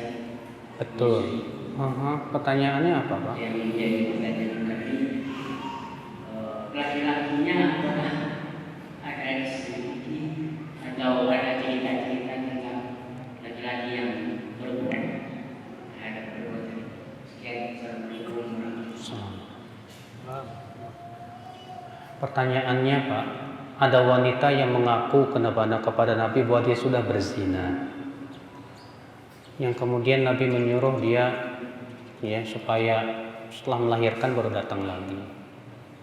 Setelah melahirkan selesai dia datang lagi, dan ia pun kemudian dirajam oleh Rasulullah SAW. Tapi kenapa laki-lakinya nggak dicari sama Nabi?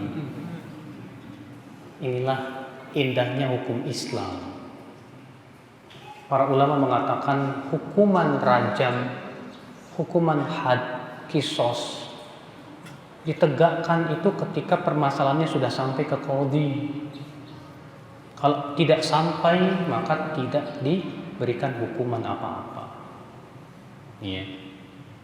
Allah mengatakan berdasarkan ayat dalam surat Al-Maidah, ya, illal ladzina tabu min qabli an taqdiru alaihim, kecuali orang-orang yang bertaubat sebelum kamu berhasil menangkap dia. Artinya belum sampai kepada qadhi, maka Allah ampuni dosanya. Kalau tidak disampaikan ke qadhi, enggak. Ya. Bahkan ketika ada orang berkata, "Ya Rasulullah, saya berzina," saya berpaling. Datang lagi, "Ya Rasulullah, saya berzina," Rasul berpaling lagi. "Ya Rasulullah, saya berzina." Rupanya orang ini memang sungguh-sungguh. Ya. Maksudnya Rasulullah berpaling apa? Kata para ulama, maksudnya udah kamu pergi aja, taubat sama Allah Subhanahu wa taala. Iya. Makanya dalam Islam itu, Pak, enggak boleh tajassus. Ketika wanita ini mengaku saya berzina, laki-lakinya enggak mengaku. Rasulullah tidak nyari-nyari. Dan tidak boleh. Beliau pun juga tidak nanya kepada wanita itu, "Kamu dengan siapa berzina?" Enggak juga nanya. Inilah indahnya hukum Islam, akal Islam azakumullah wa iyyakum. Bahwa hukum had itu ditegakkan di saat sampai kepada qadhi. Ya. Di saat sampai kepada qadhi. Adapun kalau tidak sampai kepada qadhi, tidak boleh. Ya. Kalau itu iktiraf, pengakuan. Kalau ada orang yang melaporkan, maka wajib membawakan saksi. "Pak, saya lihat si fulan berzina." Mana saksimu? Wajib 4 saksi. 4 saksi ini pun harus adil. Ya, pernah seorang qadhi, namanya kalau tidak salah Qadhi Iyas. Ada orang bersaksi di hadapan qadhi dan berkata, "Hai qadhi, si wanita itu berzina. Kata qadhi, mana saksi? Dibawa saksinya 4 orang. Kemudian qadhi itu memanggil wanita tersebut. Setelah dilihat wanita ini, si qadhinya bingung. Ini wanita solihat, wanita yang sangat menjaga kehormatan.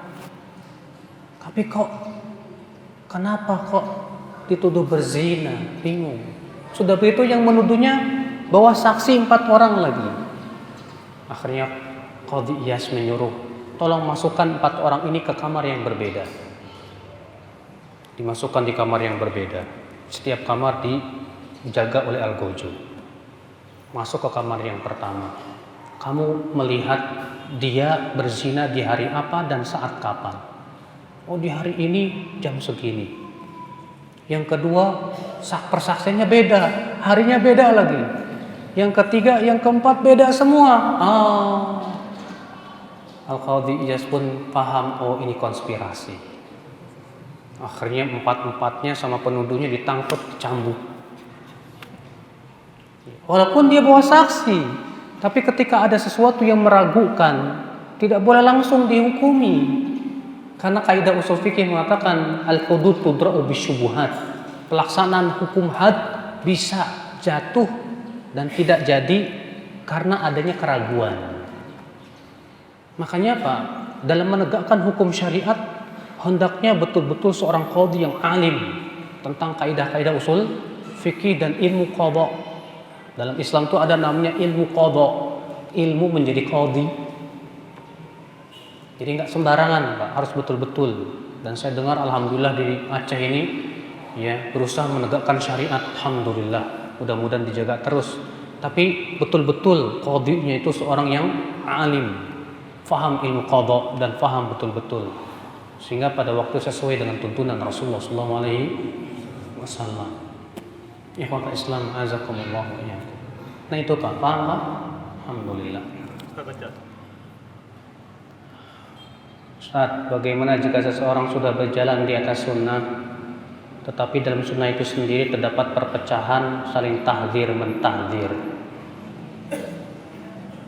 Apa nasihat Ustaz bagi penuntut ilmu mengenai permasalahan fitnah ini?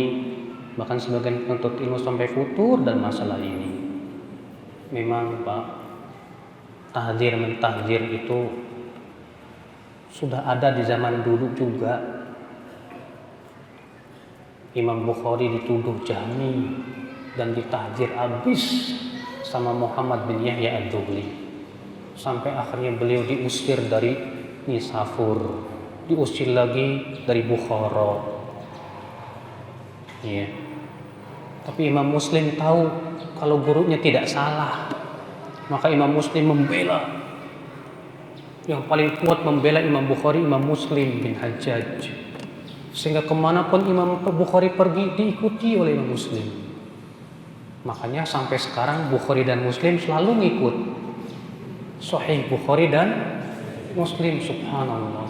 Allah harumkan nama mereka berdua seharum-harumnya sampai detik ini. Tapi Imam Bukhari ketika ditahdzir gitu, apakah balas mentahdzir? Enggak. Beliau hanya menulis buku Khalqu Af'alil Ibad untuk menegaskan tentang keyakinan Ahlussunnah wal Jamaah bahwa perbuatan hamba itu diciptakan oleh Allah. Tuduhan itu para ulama setelah Imam Bukhari malah membela Imam Bukhari. Tidak ada satupun detik ini ulama yang membenarkan tuduhan penuduhnya itu, Pak. Muhammad bin Yahya ad-Dhuhli, bahkan Muhammad bin Yahya ad-Dhuhli hilang di telinga manusia. Ana yakin antum nggak pernah dengar beliau, ya kan? Siapa itu ad-Dhuhli? Tidak ada, tak terkenal. Justru yang terkenal Imam Bukhari, Imam Muslim, kesabaran beliau. Makanya kalau kita ditahdir, nggak usah kita balas tahdir. Sekarang ini Pak, fokus ilmu. Saya dulu di masjidnya Syekh Abdul Muhsin Al-Abbad Al-Badr. Syekh Abdul Muhsin ini gurunya Imam Syekh Mukbil, ya, gurunya Syekh Rabi, ya, gurunya masyayikh. Sudah tua beliau. Di majelis beliau pernah ditanya kepada beliau, ya Syekh, bagaimana pendapat Syekh tentang fulan? Kata beliau, saya tidak tahu. Pertanyaan lagi, Syekh, bagaimana pendapat Syekh tentang fulan? Saya dengar dia ada penyimpangan. Tanya lagi, Syekh, bagaimana Syekh pendapat Syekh? Marah beliau, merah wajahnya sambil berkata, apa manfaatnya kalian disibukkan dengan perkara-perkara seperti ini? Sibukkan dengan ilmu, sibukkan dengan ilmu. Ya, saya terkejut minta ampun, Pak, karena saya dulu senang ikut-ikut tahdir. Bener, saya dulu itu seneng ikut-ikutan tahdiran gitu kan. Kayaknya kalau nggak ada tahdir bukan ahlu sunnah sudah. Pas saya duduk di majlis Syekh, saya bengong. Kok Syekh, Masya Allah sealim ini kok begini ngaji, subhanallah. Saya dijelaskan sama teman-teman, memang begitulah manhaj. Apakah para ulama, lihat Syekh bin Baz, ulama-ulama besar, apakah dalam majlisnya menyibukkan diri dengan tahdir? Taksil manhaj, taksil akidah, mengokohkan dulu tentang akidah, manhaj dan yang lainnya. Itu yang terpenting, akhi. Orang kalau faham akidah dan manhaj dan betul-betul faham bagaimana akhlak para ulama, akan tahu bagaimana kehati-hatian mereka. Makanya kan fitnah tahdir itu, Pak, dilakukan oleh siapa? Para penuntut ilmu, para ulama mereka? Tidak sama sekali. Saya pernah di majelisnya Syekh Muhammad bin Hadi Al-Madkhali waktu saya kuliah di Madinah. Beliau ditanya tentang Syekh Abdul Razak bin Abdul Muhsin Al-Badr hafizahullah, dan bahwasanya beliau ada hubungan dengan yayasan yang dianggap begini-begini. Apa kata beliau? Wa akhi fil manhaj wad din. Dia saudaraku dan manhaj dalam agama. Walaupun saya berbeda dengan dia. Ajib, kok ulamanya saling menghormati, kitanya saling tahdir. Berarti ini yang salah siapa ya? Ada sesuatu ini, Pak. Iya. Makanya ya akhwat Islam, ikut tidak?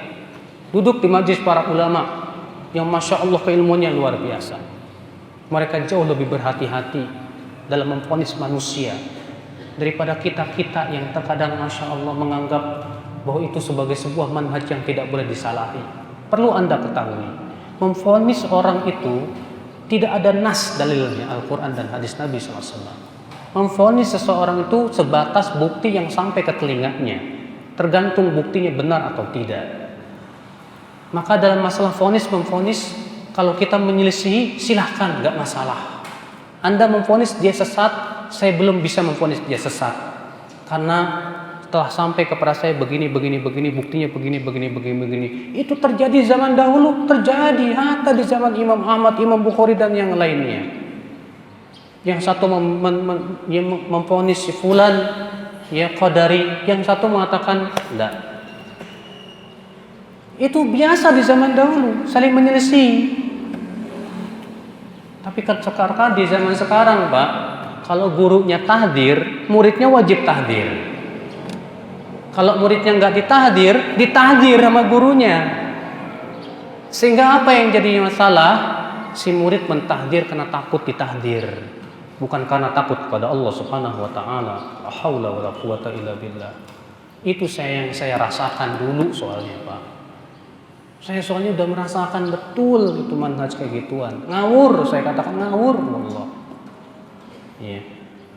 Mudah mentahdir, kalau nggak mentahdir yang ditahdir sama guru saya, waduh gimana nanti saya ditahdir ini? Akhirnya ikut tahdir. Iya, pas ditanya kesalahannya apa? Tahu gelap, nggak tahu. Pokoknya guru saya tahdir. La haula wala quwata illa billah. Akhi, mentahdir itu sama dengan merusak kehormatan seorang muslim. Dan kehormatan seorang muslim pada asalnya haram. Tidak boleh kita rusak kecuali dengan bukti yang kuat, jelas. Maka dari itu akhi, hati-hatilah. Penting. Hatta para ulama jarh wa ta'dil saja, Pak. Saya alhamdulillah kuliah di kuliah hadis. Saya belajar jarh wa ta'dil dan ilmu hadis, alhamdulillah. Ketika mensyaratkan syurutul mujarrih wal muaddil. Syarat orang yang boleh menjarah dan mentadil. Yang pertama, al-wara' wat taqwa, kehati-hatian dan ketakwaan. Di mana kehati-hatian itu menyebabkan dia tidak mudah untuk mengapa? Ya, menjarah dan mentadil. Memang harus begitu, apalagi di zaman sekarang, hawa nafsu luar biasa, kebodohan merajalela. Terkadang seseorang jatuh kepada kesalahan, bisa jadi karena kelalaian dia, bisa jadi ketidakfahaman dia, atau bisa jadi dia melihat ada maslahat yang lain yang lebih besar. Ya akhi, kenapa kita tidak berikan dulu 1000 udzur kepada dia? Kalau para ulama terdahulu mengatakan, idza ra'aita min akhika syai'an, kalau kamu melihat kesalahan pada saudaramu, berikan untuk dia 1 sampai 70 udzur. Jika kamu tidak mendapatkannya, katakan, mungkin saudaraku punya udzur yang aku tidak tahu. Kalau kita malah bukan mencari udzur, tapi mencari kesalahan. Dicari-cari kesalahannya supaya bisa mentahdirnya. Kalau sudah ditahdir, kebetulan orang yang ditahdir jatuh kepada kesalahan, langsung gembira. Nuh kan apa kata saya? La haula wala quwata illa billah. Apakah dahulu para ulama yang ahlu jarh wa ta'dil seperti itu akhlaknya, Pak? Pak, mereka orang yang sangat hati-hati sekali. Mereka bukan orang-orang yang sangat mudah. Ya. Makanya ya akhi, azakallahu wa iyyakum. Bagaimana fatwa-fatwa ulama boleh atau tidak kita ikuti? Ulama itu bagaikan bintang di langit. Kalau kita mencari arah, kita butuh bintang sebagai kompas. Dan kalau kita sudah sampai ke tempat, kita sudah nggak butuh bintang. Ulama manusia yang wajib kita hormati. Jadikan mereka penunjuk jalan dalam memahami Al-Quran dan hadis. Tapi tujuan kita bukan ulamanya, Al-Quran dan hadisnya. Ketika pendapat ulama tidak sesuai dengan Al-Quran dan hadis, kita tidak ikuti pendapat ulama tersebut. Bukan berarti kita tidak menghormati, tapi karena kita lebih mengagungkan Al-Quran dan hadis Nabi SAW. Dan ini perkataan para ulama sendiri. Imam Syafi'i rahimahullah seringkali beliau menekankan itu. Beliau mengatakan, idza wajadtum fi kitabi ma yukhalifu qaular rasul fal qaulu ma qalahu rasul wadribu qaulil haid. Kalau kalian mendapatkan dalam buku saya ini pendapatku yang bertabrakan dengan sabda Rasulullah, yang harus kalian ambil sabda Rasulullah, buang jauh-jauh pendapatku.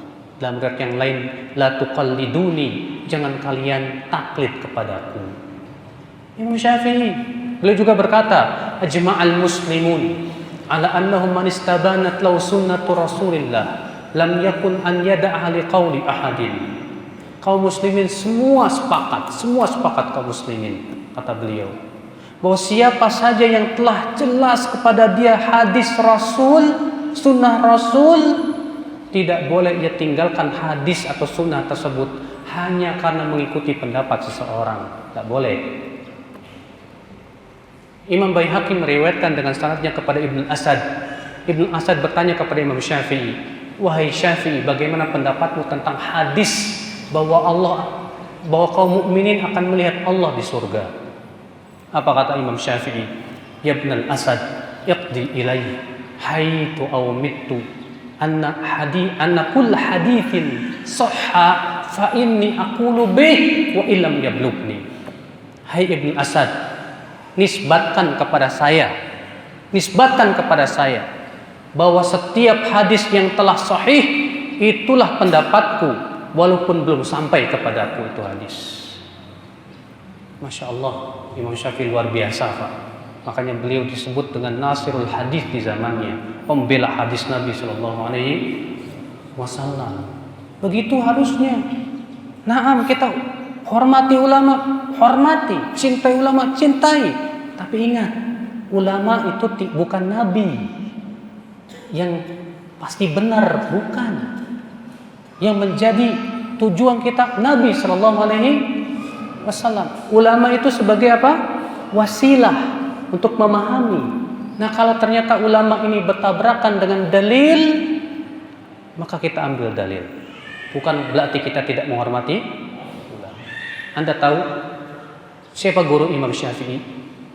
Imam Malik bin Anas, imam madhab Maliki. Iya kan? Anda tahu siapa murid Imam Syafi'i? Imam Ahmad bin Hambal, imam madhab Hambali. Tapi kok kenapa Imam Syafi'i tidak mengikuti madhab Maliki? Beliau berdiri sendiri dari madhab Syafi'i. Muridnya Imam Syafi'i berdiri sendiri menjadi madhab Hambali. Bukankah itu saksi yang sangat agung, Pak? Kalau mereka tidak pernah fanatik kepada gurunya. Imam Syafi'i tidak fanatik kepada Imam Malik.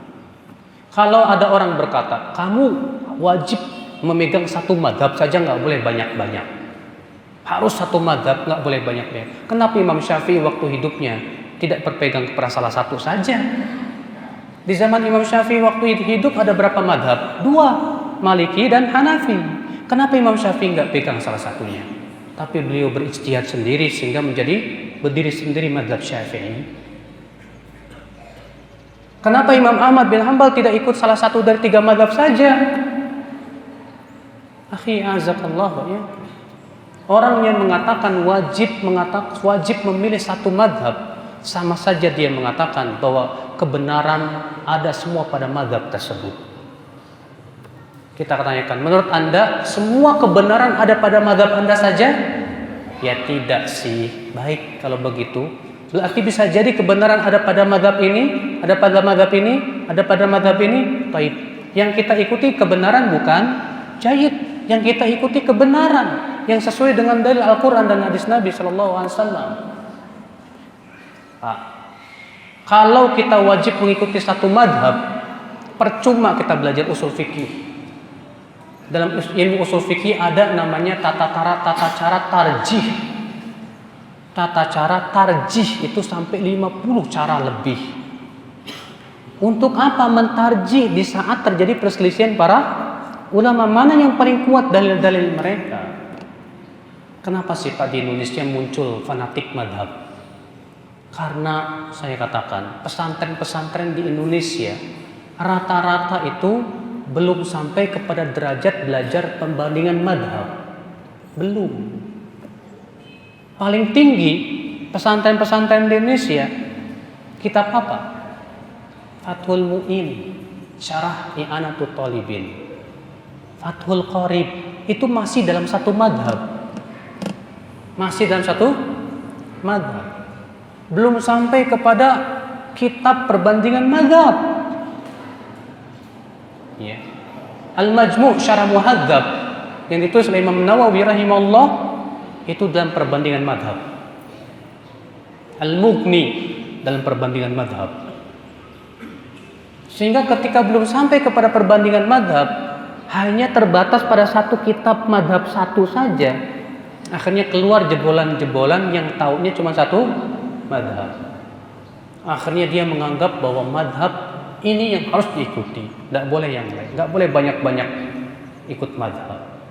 Buktinya para ulama sendiri ada yang Ibnu Hajar Asy-Syafi'i, Ibnu Rajab Al-Hambali, itu kan mereka juga kita katakan maaf akhi, kenapa sih mereka dinisbatkan kepada Syafi'i, Hambali?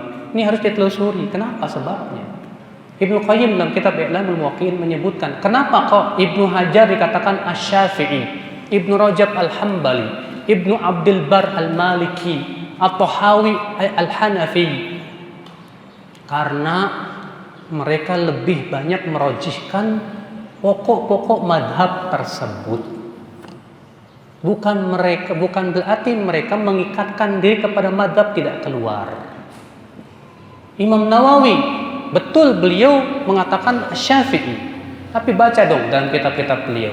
Ternyata beliau menyelisihi pendapat madhab Syafi'i dalam masalah makan daging unta. Beliau selisihi karena tidak sesuai dengan dalil. Ya. Al-Khattabi Abu Sulaiman, beliau termasuk pentolan madhab Syafi'i di zamannya. Ulama madhab Syafi'i terkemuka sudah. Tapi beliau menyelisihi madhab Syafi'i dalam 119 permasalahan. beliau selisih karena melihat dalil yang lebih kuat. Itu ulama, Pak. Ulama. Makanya ya akhi, kita sedih di zaman sekarang ketika muncul orang-orang yang sangat fanatik dengan madhab, seakan-akan harus ikut madhab dia, seakan-akan kebenaran itu hanya pada madhabnya saja, padahal kebenaran itu yang berasal dari Al-Quran dan qala Allah wa qala Rasul wa qala sahabat. Kata Imam Adz-Dzahabi, ilmu itu adalah firman Allah, sabda Rasulullah, dan pemahaman para sahabat Rasulullah. Walaysa bitamwih, bukan yang dibuat-buat. Itulah yang harus kita pegang ya akhwat Islam, azakumullah wa iyyakum. Ya. Allahu a'lam, segera cukup kajian kita di pagi hari ini. Semoga yang saya sampaikan bermanfaat Bapak sekalian. Yang benar dari Allah dan yang salah dari kekurangan ilmu saya, dan saya mohon ampun kepada Allah dan mohon maaf bila ada kata-kata yang tidak berkenan di hati. Subhanakallah bihamdik, asyhadu an la ilaha illa anta, astaghfiruka wa atubu ilaik. Wassalamualaikum warahmatullahi wabarakatuh.